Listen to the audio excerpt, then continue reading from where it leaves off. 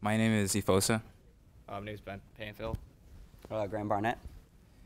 and for our toy design project, we did a flying penguin called Pablo. Initially, we started brainstorming with a bunch of ideas, and then we settled on an idea like with flying, some kind of flying animal, usually, of course, like a bird. And we decided to do like a flying penguin because we thought it would be cool to have some kind of toy that would like fly in the air and just like hover for a little bit. But I mean, we came across a lot of different problems as we were brainstorming, and we decided to like figure out the best way to make a flying animal would be like just to make it like simpler with just make it smaller and not too like big, because if it's too big it might just like tip over and do like a bunch of other stuff. So when we did this flying penguin, after we brainstormed a lot of like different ideas, we thought it would be like simple to just like make the whole outer design like round and like smoother so that the toy would be easier for kids to hold. All right, so here's you can kind of see our final concept design. As you can see on the left, we wanted a spindle that the penguin could be mounted on and could be launched in the air from. We decided to use a penguin because we thought it'd be fun to have an animal that can't normally fly but yet has wings be, cast into flight, try to do something that, really doesn't happen in the real world. You can see here on the bottom of the right sketch how it would look from a person. We also kind of thought about using a net to kind of capture it, but didn't really have the time or really the material to make such a device. This is our final concept, our final CAD drawings. On the left, you'll see a video. So we wanted to operate it using two different gearing mechanisms within it. When you spun the bottom piece, the wings would then spin, but also internally, we had a gear, and that would spin the bow tie. This is our model right now.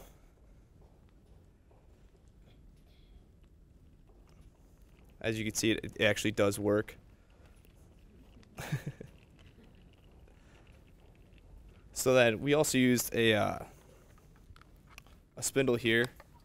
We wanted to get it to retract, so it does have some retraction ability, but it's not perfect within the internals. We'll talk about that later. You can see that these are our prototypes, what we have in front of you. This is kind of the building process. It's just kind of a lot of parts that made it together and needed some gluing. We used spray paint to paint it. Obviously, we could have used anything, but we thought that was going to be the easiest and most workable object.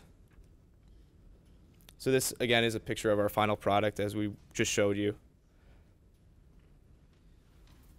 So our biggest design constraint was probably the material. We had 3 prototypes that we made, and as you can see in the picture, the yellow one was kind of brittle and broke. So, and that was because our design didn't really mate up quite right with our handle. So the kind of idea is that this would sit on here, and then you would pull the cord, and then it would actuate the wings and spin them. As you can see, it's pretty tippy, and it falls off. So that's kind of one of our design constraints that we would work to fix.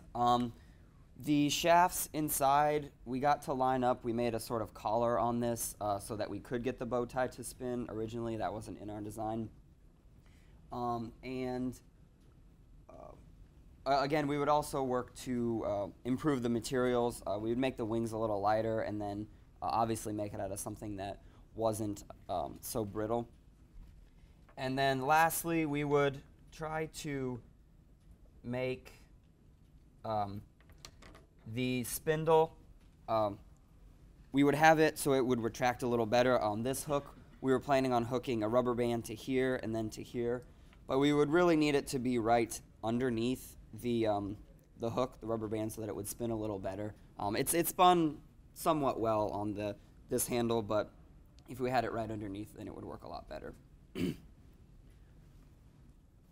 right, do you have any questions? So there are many flying toys, right, in the market? Correct. Flying princesses and all kinds of things. So So in other words, the type exists. Right. The toy type does exist, and the distinction that you're bringing in is the character, Correct. penguin character, and those little things like bow ties, spinning, and Yeah, all of those are the details that would set it aside, right? Correct. Set it apart. So what then? I mean, if we assume that the mechanical challenges could be resolved, what are your thoughts about the market, and what kind of engagement would it engender in terms of play? Well, I think with such a by using an animal, and it's not really a gender-based animal, you could kind of market it to both, boys and girls. It'd have to be something, someone that obviously has the dexterity to hold on to it, but also has the reasoning capability to be able to pull it and launch it into the air, and also not try to catch it with their face. But we think that maybe 6 to 10, somewhere in that range, age-wise, would be an appropriate age. In terms of who would like it, obviously anyone that enjoys something that could fly, or any animal lovers, something of that nature. I think it has a lot of play value in terms of the fantasy factor and animation aspects. I think the design of the toy is very interesting. The character is quite interesting. It's quite sensitive, and it's very appealing, very engaging. So I would say the artistic value of how you actually design the character and how you weave stories around the character, maybe those are the keys, not Right. necessarily the mechanical aspects, because there are many toys with, Right. this kind of functionality out there.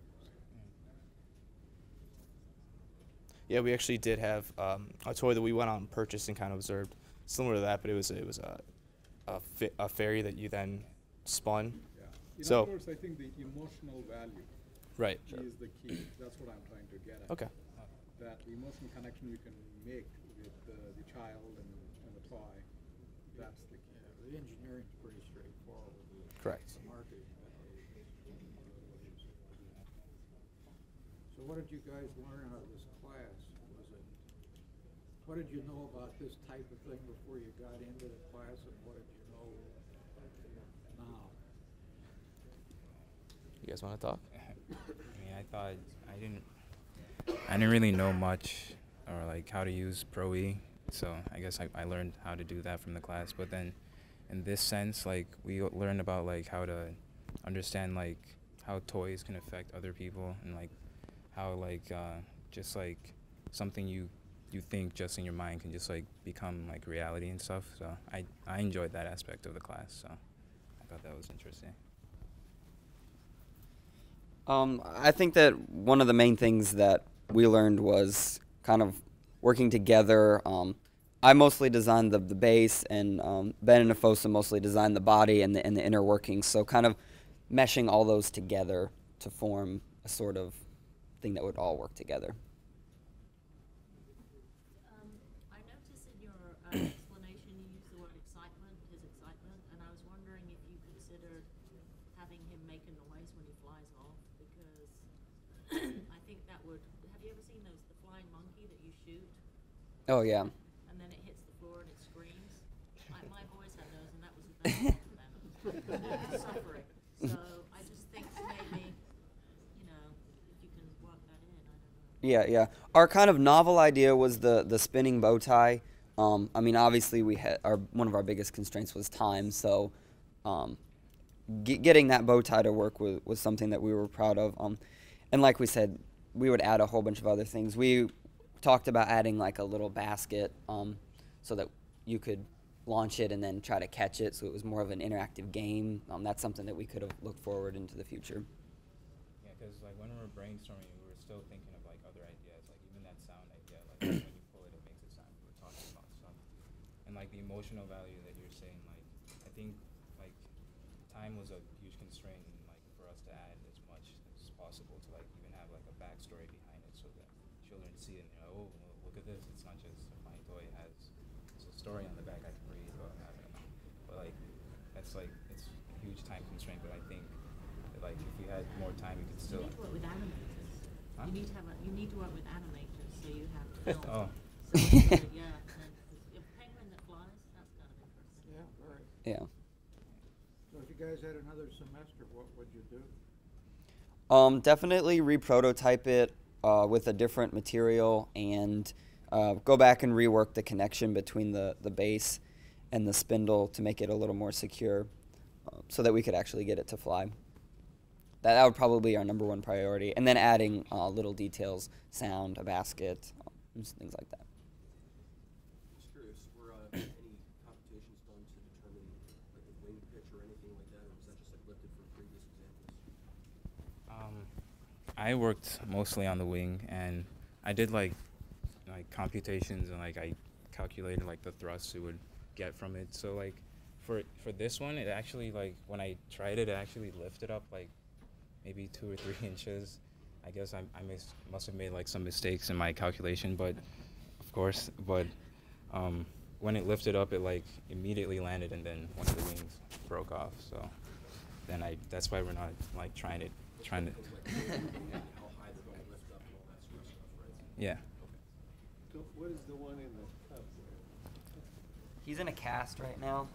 Oh, it's Yeah. Yeah. So I mean, we could probably I don't know. we could probably take it out. I'd still be like drying.